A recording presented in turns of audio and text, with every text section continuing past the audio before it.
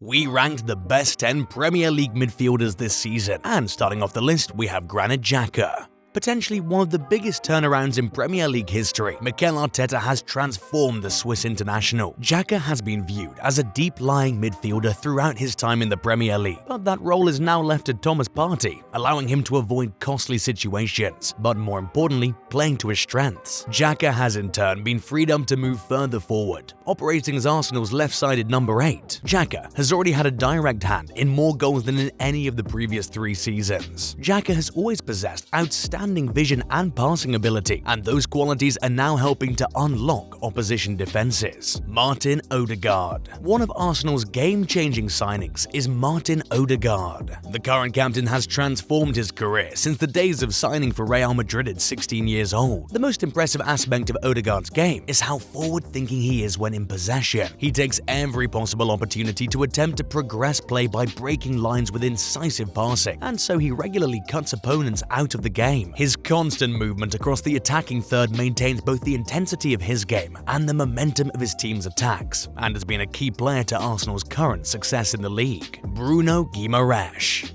Joining Newcastle from Lyon for £40 million during last year's January transfer window, he has been a key player to the Geordies' attack. Eddie Howe has played him in various midfield roles, but he's stuck to playing a more deeper position this season. The numbers he's produced have been fantastic, with Newcastle fans stating he's one of the best midfielders the club has ever had. This season, the Brazilian has made more tackles than anyone else in the league. Not only is he winning possession back for his team, Bruno enjoys to carry the ball forward and often plays through balls into the Newcastle attackers, making him an all-round midfielder. James Maddison.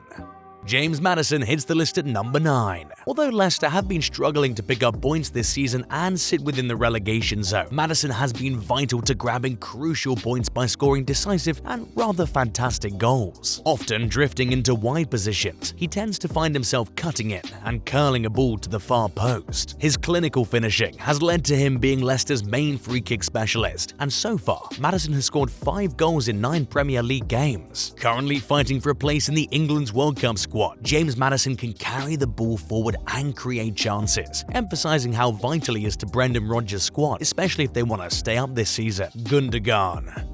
A tendency to fall under the radar and be overshadowed by his central midfield teammates, Gundogan is arguably one of the best players in his position playing as a box-to-box midfielder. He's played in various roles under Pep's system and always provides a passing option, which ultimately allows City to keep possession and find attacking options. The German international is a master in timing his late runs into the box, leading him to score goals. In fact, he was key to City's final game of the season last year, which led them to victory and win the Premier League title. Declan Rice. The West Ham captain is one of the league's best defensive midfielders and is key to winning the ball back for his side. Rice has really gone up another level by playing forward balls and getting on the half turns. He can sense danger from any part of the pitch and can control the tempo by making short, sharp passes while injecting his athleticism to his game. Rarely missing a fixture for West Ham, Declan Rice still has much more potential to grow, but is certainly one of the Premier League's top midfielders. Rodri. Another defensive midfielder and potentially the best in the league. Rodri was brought in to replace former midfielder Fernandinho, who was vital in City's recent success, as the defensive midfielder is the most important position in order for Pep's side to operate. Rodri's game consists in dropping in between the 2 centre-backs in order to receive the ball and progresses the play up the pitch with his composure and vision. His awareness of what's around him enables him to position himself effectively on the pitch, and that's what makes him one of the best defensive midfielders in the world. Mason Mount. Made in Cobham, Mason Mount has flourished over the years since making his debut for the London club in 2019, winning 2 Player of the Season awards for his club. However, he started the season in poor form under Tuchel, but with new management coming in, Graham Potter has re-sparked Mason's ability. You'll find Mount picking the ball up in the final third, where he's most successful, allowing interchangeable fluid attacks dragging defenders around the pitch. Mason Mount is always looking to play adventurous balls in towards Chelsea strikers in order to create chances. Bernardo Silva.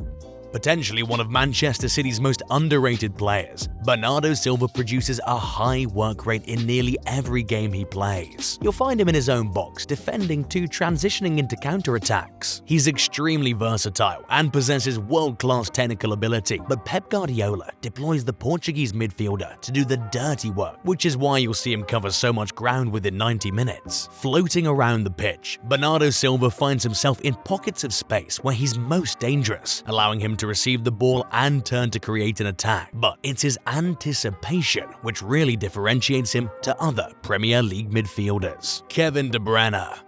Ranking third in the Ballon d'Or this year, it's no doubt that he's one of the best midfielders in the world. His biggest strength is picking passes that are unimaginable to the majority of professional players. When City are struggling to find a gap to score, you can always rely on the silky Belgian to deliver. His ability off the ball is also second to none, creating space for his fullbacks and wingers by making runs to exploit the opposition. His composure allows him to lure defenders and opens pockets for the attackers to infiltrate. What's your opinion? Leave a comment below and subscribe for more football videos.